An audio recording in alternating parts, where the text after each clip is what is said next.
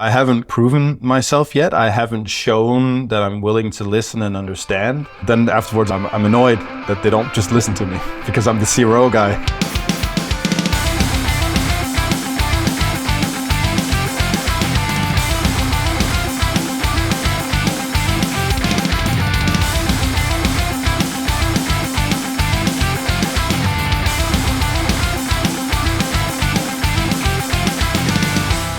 What is going on, certified homies? Welcome to another episode of From A to B. You have Shiva, and I'm joined by Michael, the great Bernard Aagaard, who we talked about this before, and I was going to ask him, how do you pronounce your last name? And I already made up your nickname before I found out your last name is like not even close to Aagaard as how it's spelled. So for the listening folks, how do you actually pronounce your last name? Well, my full name in Danish is Michael Aagaard, and if you include my middle name, it's Michael Aagaard. But sounds like an absolute warrior name. Yes, well, it's impossible for non-native Danish speakers to pronounce properly, so I've just gone ahead and just called myself Aagaard. Because if I say Aagaard, people immediately say ogre, which is not too flattering.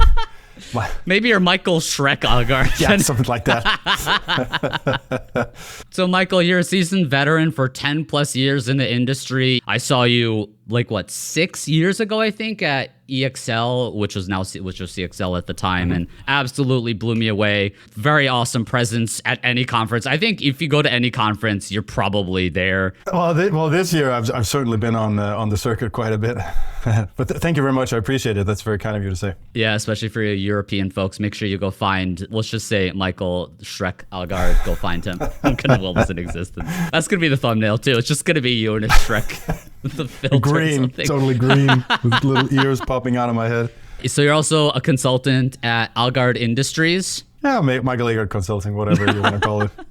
At your own company, yeah. Yeah, I'm flying solo these days, and I've been for a while. Yeah, I've been in-house. You've had experience. Yeah, in-house. I worked for Unbounce in Canada for several years, and I've been with various agencies and cooperated with different agencies and stuff. Done some work with CXL before they were CRO and so on. So kicked around, since 2008. So been working on many different verticals and companies and industries and so on. That's awesome. And I think with your experience of seeing everything, I'm sure you've seen a lot of really great CROs, but you've also probably seen, unfortunately, some CROs that don't necessarily have all the soft skills required to do the job properly. And that's kind of what I want to talk a little bit more into. Yeah, and I want to emphasize myself as an example of that, like the bad CRO, because one of the things, because back in 2008 when I started doing this stuff, that you didn't have a million courses and books and blogs and podcasts and stuff, so it was very much kind of learning by doing. And so yeah, I've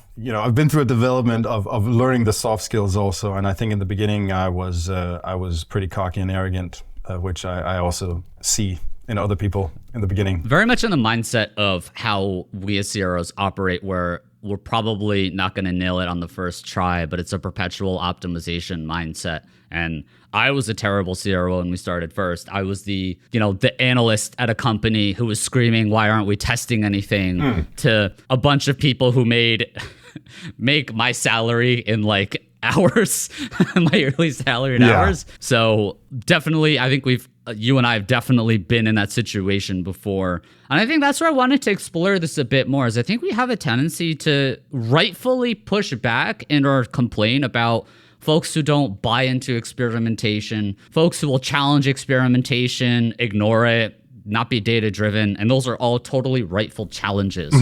But I do want to take a moment and do some introspection and reflection that perhaps sometimes CROs can be the problems. We're not infallible. We're not immune from criticism. So I think that's where I want to explore this topic a bit more. I wanted to first start with, what are some of the telltale signs that perhaps you as a CRO have some challenges within yourself that are, it's not like you might have the best process, you might have the best tools, you might have the smartest brain in the world. But if you're not getting buy-in, it might be something else that's more soft skill related. So do you have any thoughts on what are some signs that you might have some soft skill challenges? One thing I've definitely learned is that the soft skills are very important, and the diplomacy is also very important, and kind of inherent in optimization, CRO growth, experimentation, whatever we want to call it, is this kind of confrontational aspect where you're calling the baby ugly. Your job is to find the stuff that doesn't work and then propose ways to make it better, than test that. So I think, especially in the beginning, you can feel a lot of confidence in that process, and you can trust so much in the process also that you can become a bit cocky about it and maybe look down on or talk down to people who are not on the same page. And I think that's a huge mistake. And then for me personally, I think I was like that in the beginning, because I was just like, this is so logical, this makes so much sense, I'm just gonna nail it every time. And also, just one thing is back in the beginning, I hadn't learned too much about stats yet. So a lot of the tests I was looking at was like 300% increase in 3 days, and then over time, as I learned more and I got more clever and so on about all this stuff and understood it better, I became, and had hundreds of losing or, experiments that didn't go as I thought, you become more and more humble. I think that diplomacy also comes to, when your job is to essentially point at all the stuff that's bad or that's wrong, you have to be very mindful of how you approach other people with that, because you can very easily make them defensive about it, or you just, kind of just piss them off. So it's very, very important that you have diplomacy and you hone your emotional intelligence around some of this stuff. And then I also think that as CROs, we need to kind of take our own medicine, because, we always talk about the users, from you have to understand the users, we have to do the research, we have to understand where they're coming from, and we can't be too business centric in our communication and so on.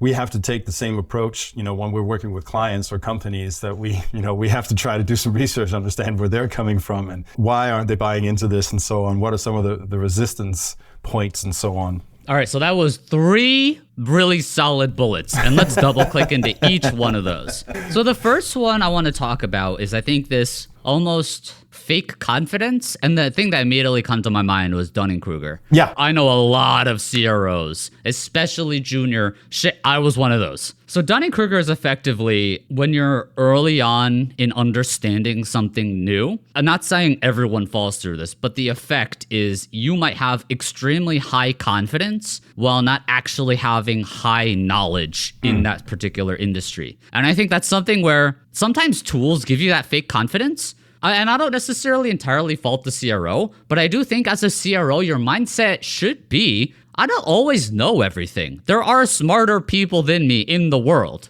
As a shocker for maybe some of you listening, there are smarter people than you. As we think about Dunning-Kruger in our industry, I was one of those people who I had a very basic understanding of stats. The tool was green, and I'm like, oh, it's green at 99%. That's fucking high. Yeah. And it's green. Why would it be green unless it wasn't correct? It doesn't matter that the test was live for 2 days. Yeah, exactly.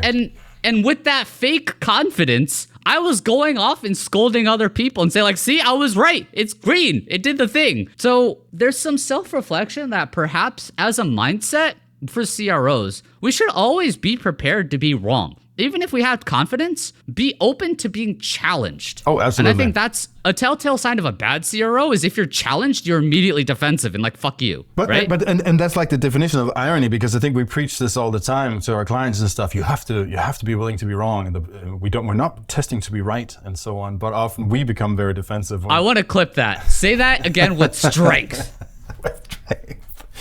It's almost the definition of irony, because we're always telling our clients and the companies we work for that they have to be open to being wrong, and we're not testing to be right. We're testing to learn. So we have to, have the same, apply the same mindset to ourselves. I totally agree, dude. It is. We aren't testing to be right. That is so true. We're testing to learn and understand. If you're testing to be right, you're in the wrong fucking industry, right? Yeah, for sure. It's natural that you want to be right with this stuff, and I think there's also research is extremely important. That is very important to me. It's a big part of my process. But the one thing also is that doing a lot of research can make you so freaking confident in the treatment you're about to test, even if you don't want to. right? But I feel sometimes I put so much research and it's like, this is so well researched. This new landing page I'm doing is just completely focused on all, the interviews I've done and all the blah, blah, blah, and the surveys and the yada, yada, right? And then you run the test and it just doesn't perform better. That's heartbreaking, man. It kills your ego. And so I still kind of fall into that trap of, being extremely confident. And then I try to give my that dose of reality to be like, dude, like, better than this, right? But it's hard not to put some emotions into it because it's also your professional pride, right? And we can talk all day long about like how there's no failed split test and all that as long as you're learning whatever. But, if someone hires you and pays you good money, like,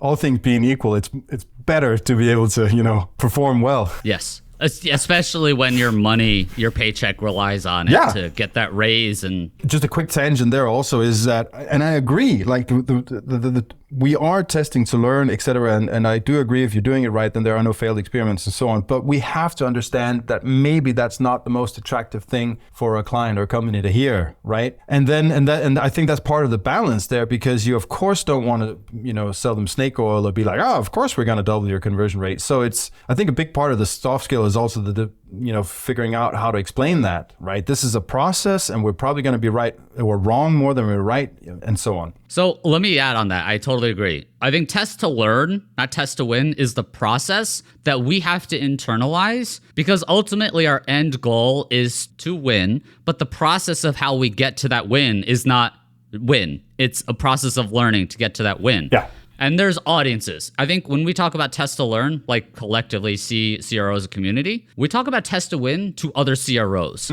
But I'm sorry, I totally butchered that. When we talk to other CROs, we talk about test to learn. Oh, yeah. Because that learning is the ability that gives us the means to win. And that win is what we need to talk to with stakeholders. If all we're doing is scolding people who are like, test to learn, test to learn, test to learn, and they're like, that's cool, but learning doesn't make me dollars. Exactly. The learning takes you towards that process of winning for dollars. But we do have to understand that there might be some arrogance in bragging about the learnings without ever talking about the wins to the stakeholders where it literally matters to them that they need dollars in their pocket. They do ultimately need to win at a certain point. It's important as a soft skill for you to, I think, generally understand our users. And I think you called this out, and that was I took some notes on this. When you say we understand our users, but we don't take the time to understand our stakeholders,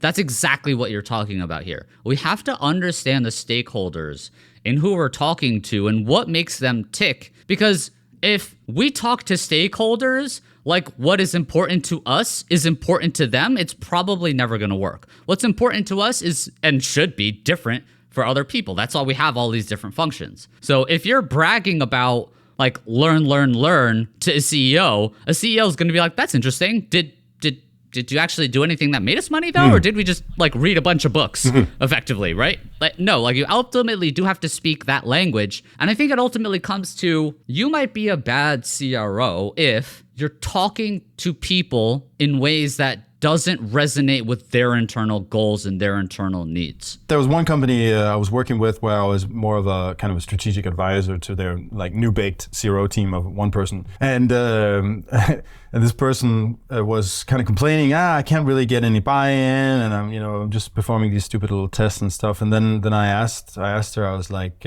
okay, but have you like have you communicated with any of the other departments? She was like, what do you mean? I was like, well, have you gone to marketing or have you gone to, the people in charge of paid advertising and so on and asked them what their issues are and how potentially CRO could help them achieve their goals and stuff? And she's like, no. I said, okay, well, you could start there, right? Because again, it was kind of that expectation that she didn't have to do any political work, or any footwork to kind of evangelize this stuff or get people interested in it. So I love this. And I think this is unfortunately true in our field because it's growing and people are understanding and the maturity of our industry is getting better. That being the case in many industry or for many CRO positions, CROs expect everything to kind of already be in place. And it's like you're just a plug-in and you just do the testing thing. But that's not true in most cases, unless you're like, you step into booking.com or Amazon or something like a very mature program, and there are not a lot of mature experimentation programs. No. So you should know going into it, you as a CRO, you might be the problematic CRO if you step into a program expecting everything to kind of be handed to you and you just do the pure CRO thing.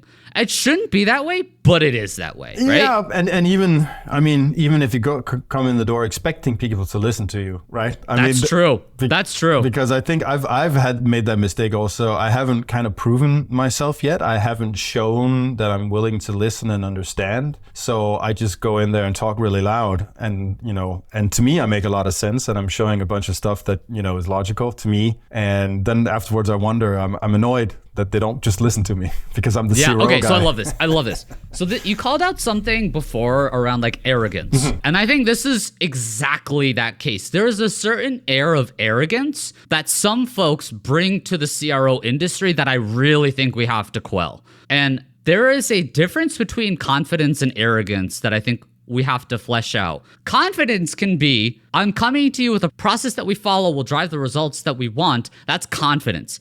Arrogance is, fuck you for not doing the thing that I told you to do. You're obviously stupid, you fucking moron, for not doing the thing I told you. And I read a book, I took a class. And I'm smart. And I have an MBA and all this shit. Like, there is a very big difference, and you have to know the difference between confidence and coming to the table with the process and arrogance that fuck you, I'm right. And how do we, I guess, like, let's explore that a bit more. How do we internalize if we're being over the line of confidence into arrogance, and how do we pull ourselves back? Years ago, I was running the mini degree. Or not running the mini degree. I was doing like the office hours, the stuff for the CXL mini degree, CRO mini degree. And there was one of the sessions where I was talking about like diplomacy and how to talk to clients about, the things we found through our research that could be better and so on. And there was a couple of the students on the call who were like, oh, this is bullshit. Like, this is stupid. Like, this is CRO. Like, we're not supposed to be diplomatic. We're supposed to, call shit out and say like, this sucks. And, and I was taken aback a bit, like, whoa, I mean, that's a pretty hardcore approach, and you're probably not going to get too far. The nature of, again, what we're doing, finding problems and then, trying to come up with solutions, maybe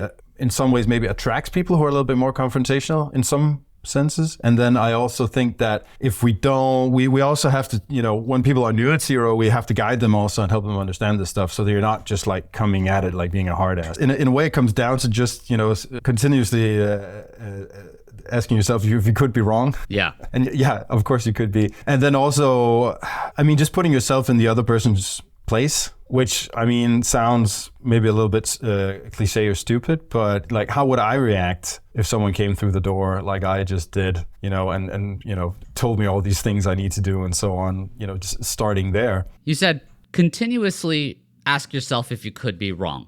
That correct. And that's true with like tests too. So it's not just the personality of the CRO.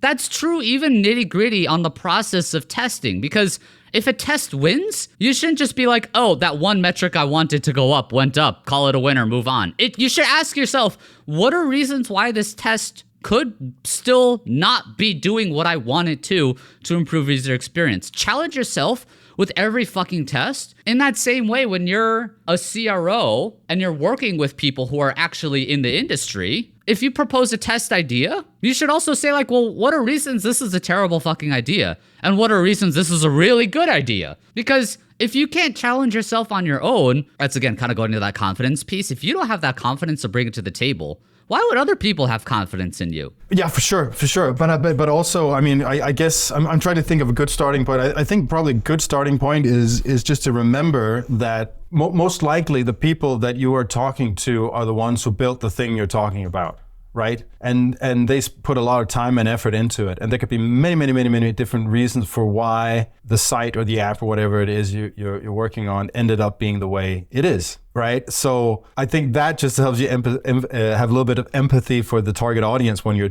delivering your message, right? Because like you don't want to just shit on their work, right? And I've been very guilty of doing that early on in my career, and I learned later on that that's just not a very good way of doing it if you want people to listen. So, for example, if I've done a review of a site, an e-commerce platform or whatever, and I've spent however many hours doing research, and interviewing the customers and going through analytics, yada yada yada yada yada. One of the things that I try to make very clear from the beginning is I'm going to go through a lot here. I'm going to call out a lot of stuff. And and some of this might not be easy to hear, might be uncomfortable, but I have to be direct. I have to present this stuff to you, for us to be able to make it better. And I only have the best intentions, right? And then also when you're delivering it, you can kind of, I try to be very aware of how they're reacting to it. Are they, taking in what I'm saying, or are they getting defensive? So just like, some of that emotional intelligence, I guess we could call it, just like keeping an eye on where things are going. But then also, one of the things I often do is I build wireframes, which I just think helps, because if you're like, I've called out 50 different things on this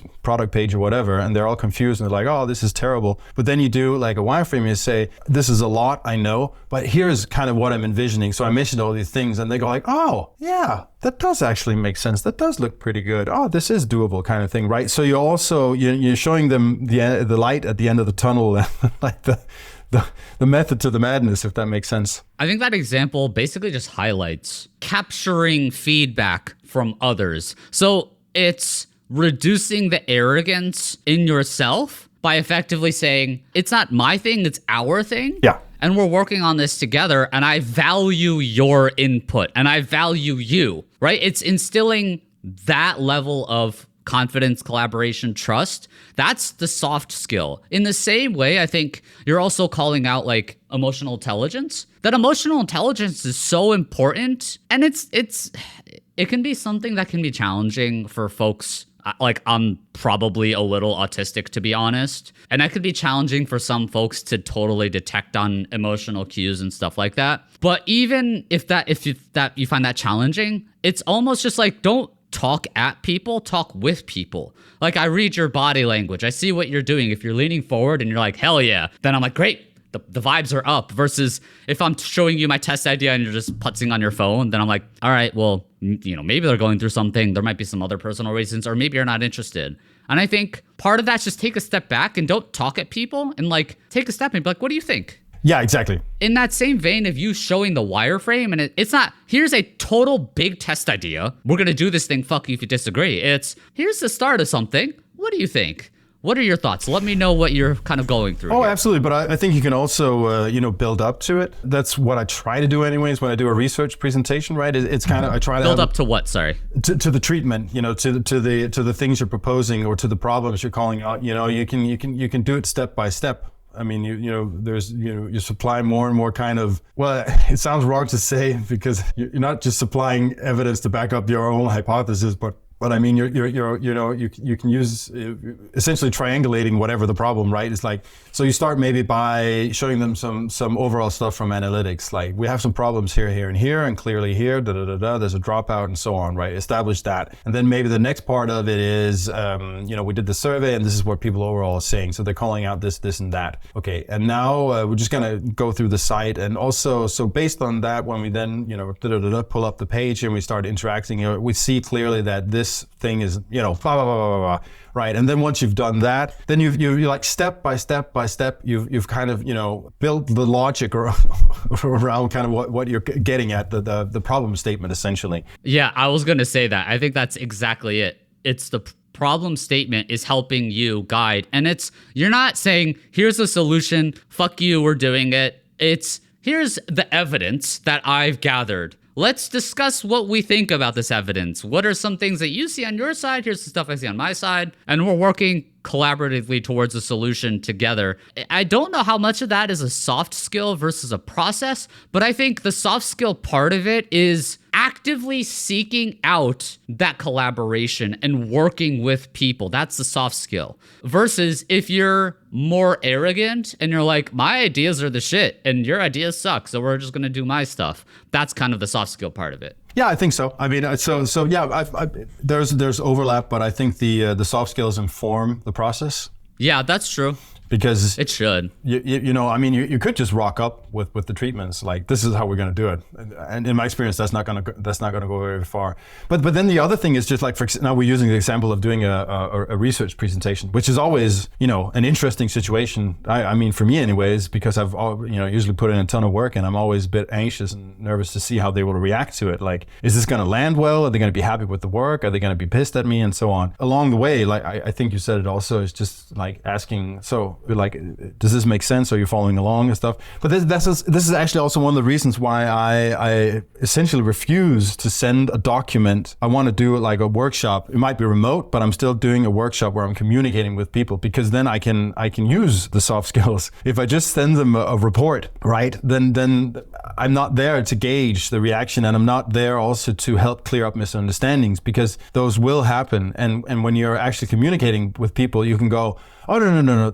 I see why you're hearing me say that, but actually that's not my point. My point is this. Oh, okay. Or they can push back. They can be like, sure, but whatever. Here's the detail you didn't know. It's like, oh, okay, I see. Yeah, that makes a lot of sense. Okay, blah blah blah blah. Right? You're actually having a conversation rather than a monologue. It's really funny. You said you felt nervous presenting research findings. Oh, hell yeah. I wish I had a green flag, so I'll say I have a red flag for if you are not nervous during that, because I think your indication of nervousness towards presenting a research finding is like, I hope they find it valuable, and I'll be upset if they don't find it valuable, and I hope they appreciate the work that I did that went into this thing, so we're working together. That's the greenest flag of all, that you're like, I really hope they like this. Versus the arrogance piece of it is like, here's an email of the research and this is the shit that we're doing, and it's not a presentation, it's just fuck you, we're doing it. That's the red flag, right? Yeah, and I guess maybe also there's a difference between hoping that they're not too stupid to understand it, or being like hoping that they appreciate it, that it lands well. Like that. True, that's arrogant, 100%. that I did my work well enough here for them to to appreciate it. True. So the last thing I want to cover here is, I think we kind of towed into it, but I want to be very explicit. As CROs going into this industry, I think we have a tendency to self-select people with much lower risk tolerances. You go into the industry because you have a lower risk for tolerance, which is why you seek higher quality forms of evidence, right? Experimentation, research, data, all that stuff. Not everyone has our level of risk tolerance. And I think there's some self-awareness that CROs have to have, that our risk tolerance is always, I guess it should always be higher than most other people. That doesn't mean it should be the difference between like 99% and 1%, but inherently our risk tolerance will always be higher. And with risk tolerance comes that trade-off of practicality and kind of let's try it and see what happens. So I think there's some level of, we should understand that not everyone operates in exactly our mental model, and sometimes that's okay. It just depends on who you are and where you contribute. I might be an analyst with very low risk tolerance, but if I have a CEO with absurdly high risk tolerance, I might have to know my place and know I have to inform them and let them know something might be risky, but ultimately the risk is on them. The risk isn't on me. And I have to sometimes accept decisions might not always follow the way I want them to. Oh, absolutely. No, I mean, you have to be, you can't be rigid. You have to be flexible, and you have to have an appreciation for the challenges that occur in a company. It's a complex organism, or whatever you want to call it, and so I think a big part of being successful also as a CRO is being able to, in a lack of a better word, roll with the punches. It's like, this is the plan, and like, oh shit, it doesn't work because of this thing that happened, right? Then you have to be able to regroup and be, okay, I gotta think on my feet. Okay, if we can't do this, bam, bam, bam. Okay, we can do this instead. Right, and also just I think that goes back to the soft skills maybe, or just a bit of empathy. Is like, it's also a shitty situation for them. Like, and I get frustrated like several times a week about stuff like this. But there's a difference between that and then how you communicate it back, right? True. So there could be two forms of communication there. The negative communication, the glass half full, is, oh, we didn't do this test I wanted. Well, fuck you guys. I guess you don't care about data and be super passive aggressive about it. The positive side is, okay, I understand the logistics were not available for us to run the test that I preferred that we do for the reasons that I outlined. It's not my decision. And I don't want to say it's my decision. You internalize it on your own and say, I get that it's not my decision. And then we say, okay, this is the new. How do we move forward? I do think there's probably a line of like, if you're having that conversation of roll with the punches way more than a structured approach to testing, then perhaps you might want to evaluate your role. That might be some, like, I don't want to totally discount the fact that you might be in a shitty situation that just doesn't want to A/B test, even though they say they do, they don't actually do it. That very much can happen. That exists a lot. Absolutely. I mean, I've fired clients for that because I might be wrong, but I've felt like in some of those cases I've tried, like, and I've gotten to the point where I'm like, I feel like I've really exhausted my different approaches here as far as trying to make this work, and I'm just getting increasingly frustrated, and I don't really see the point of this collaboration anymore. And then you have to call it. But all of it is a balance, and because there's another thing also. And back to the whole thing about being confident, arrogance, and so on. It is a sliding scale, because of course you have to have a certain level of confidence to even be able to communicate this stuff, or for them to believe that you're able to do what you say you can do, and so on. And there was also, it was just an example from a client I was working with recently, and I've seen this before, and this time I called it out in a reasonable way. But it's like some of the things I was proposing for the tests were things that they hadn't thought of before, and I was maybe pushing it a little. I didn't think I was pushing it, but to them it was like, there's a bit much copy here and this and that. And then slowly but surely we're walking the treatments back to being almost the same as the control, because they're like, and then I had to call them out of that and be like, but guys, listen, so you want to be data driven and you want to be basing everything on experiments, but then we also have to experiment, right? That's the whole point. And what I'm feeling now is that, we're walking back to very small changes, to playing it absolutely safe, and that's not what you hired me for. Right, so you also have to be able to have enough confidence to call that out, for example. And then I laid it out like that, and they're like, well, that's a very good point, Michael. Yeah, of course. But then I also, of course, have to be open to understanding why they're pushing back on it and so on. It's a challenge that you've outlined very well, that there's no just like one way or the other. It's not all or nothing. It's understanding the complexities of organizations, businesses, people. I wish there was an easy, like, just do this all the time, always. It's not the case. It's almost just like human-centric CRO, optimization, experimentation. Like, understand the stakeholders and the people more, because that's the better way to incorporate the process, is understanding the people and how they tick. Internal stakeholders, as well as the people you're optimizing for. But in your case, that was a very clear-cut example of, if that keeps on happening, where, all right, here's my test, and then they shave it down to not a test. And it's like, all right, well, here's the next test, and then they shave it down to not a test. If that shit keeps on happening, you do have to have a conversation and be like, look, at some point, we have to run a test that's kind of disruptive and isn't just the minor things. But on the flip side, understand that if you run 99 tests and you didn't get that one test approved the exact way you wanted it, you're the problem. Yeah. Oh, absolutely. Absolutely. Yeah. Any other parting thoughts before we jump into the next section here? Well, it sounds like a cliche, but you said, like, wish there was one thing one could always do. And this is not like the blanket solution, but I think it sounds so cheesy to say, but just listening, and trying to understand where people are coming from. Again, I think we've spent a lot of time shitting on hippos, and I think, like, Shagan did a very, sobering talk about that I think was very cool, because he's like, these people actually, very valuable. They have a lot of experience. They know a lot. They might be annoying here and there, but it's also probably not the right approach to be just like, fuck the hippos, right? Yeah. And I think, so we have to be really careful with that stuff. Okay, that's great. So I think those are some great parting words. Definitely human-centric, be human, active listening, understand practicality, just like be a human. Yeah, but and apply the same curiosity to optimizing how you optimize, I love that. That's great. That's a perfect way to end this section. All right, Michael, the Shrek Aagaard. Yes. What is it time for shit? What is it time for? It's time for shit you need to know. Let's go.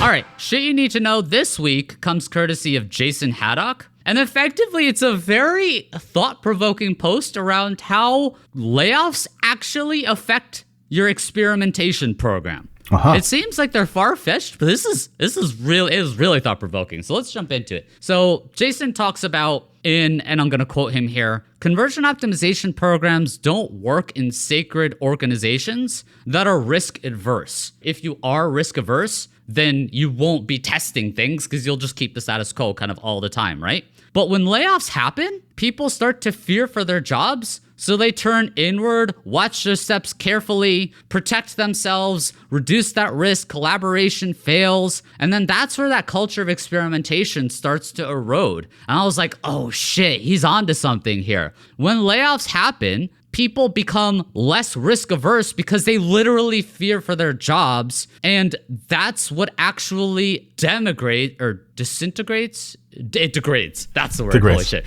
It degrades your risk tolerance, and that degrades your appetite for experimentation. What do you think about that? No, I think it makes sense. I mean, and there's also just the part that if there's a bunch of layoffs, maybe you don't have the resources to actually. That too, for sure. Very true. Very basic. But no, I think that's an interesting point. But I also think there's like a double whammy effect almost, where it's like companies that suddenly are not doing well, they lay off a bunch of people and become less risk averse, but they also hire a CRO agency to then help them make things better, right? I've been in that situation before. I had one client I was working with. It was a very bad situation, and I got out of there as quickly as I could because it was a situation where the company was suffering, like money-wise? Yeah, it was just or it was employee. No, money-wise, it was just not going well, and they were pretty desperate, and so they like, let's CRO, it'll save us, we'll double our conversion rate and stuff like that. But the problem was they were just so desperate that they had like these insane expectations, to what we, the CRO folks, were supposed to do for them. So it was like having a gun to your head for every experiment, and it was like testing to learn was just no. This is testing to save our business here, which put us in a horrible situation then, because they're like super risk averse, but at the same time expecting you to deliver magic. And I think maybe something similar, might happen in a situation like the one you described.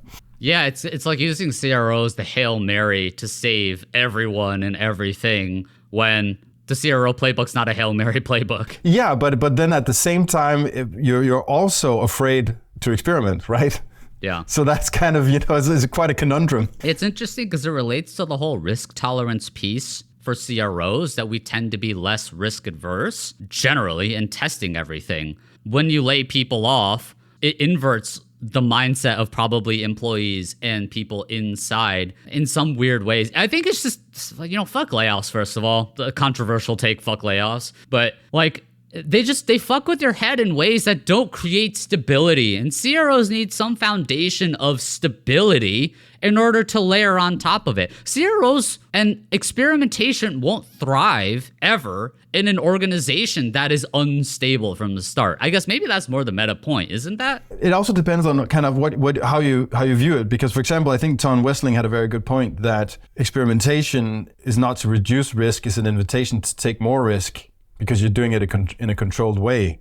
And that's kind of a little bit the opposite. So there's a couple of different angles on there. But I also think, I don't know. I mean, on the other hand, it can also be situations that are where you're under a lot of pressure like this with layoffs and stuff, that if you do have the confidence to do it, like you could be the person making a big difference. So experimentation, in a sense, is controlled. It's a more controlled form of risk, but it's still risk. I think what Jason's kind of talking about is the mentality of, I got to play it safe now because I just want to keep my job. Exactly. Like I don't even want to broach the subject of risk. Status quo is status quo. It's good. I'm not causing any type of risk, which creates a cycle of negativity that unfortunately means people just don't do anything because they're fearing for their jobs. By the way, anyone listening to the podcast, if you have been laid off and you're in experimentation, please DM me. I'll do my absolute best to connect and work to try and get you either the skills you need or the jobs and connections to try and get you back on your feet again. And that's actually a pretty good segue to the end of the episode where, Michael, you actually have something to plug here regarding a discount for a course that you teach. Yeah, well, I recently updated my landing page course on CXL. I completely changed all of it. It's probably a better way to say it. They asked me. Wait, you did a whole site redesign? Did you A/B test it? I didn't A/B test it, but I've been following along, and the feedback has been really, really, really good. So far, it looks like I actually made it better. So what is the promo code then? Michael. Just Michael. Just Michael. It's not Shrek? Yeah, I was gonna say, no, it's not Shrek or Aagaard or Ogre or anything crazy like that. And the other thing I do want to plug real quick also is one of the things you mentioned in the beginning, but one of the things I'm doing a lot these days that I really, really enjoy is speaker coaching. You know, I've been a keynote speaker also for like 15 years now, and I've just been doing it a lot. And it's now I'm trying to give back and help other people. So if anyone out there is trying to, you know, get out there and do more talks and stuff, and they feel like they could need a little bit of help as far as, you know, building confidence and building a great deck and so on, I am very happy to help. I love it. I can personally attest to your speaking and coaching abilities. Thank you. Not only as a person who speaks, but also as a person who gives that coaching. So definitely check them out. DM Michael if you want any help or tips on that. That's great. Thanks a lot. Michael Shrek Aagaard. And you called me Bernard or something at the beginning? I called you Saint Bernard at first. I see. Okay, yep. It was Aagaard, Saint Bernard. It kind of rhymed. But no, you're no longer a Saint Bernard. You're Michael Shrek Aagaard. Shrek, thank you so much. Thank you, sir. Thank you so much for having me. It was an absolute pleasure.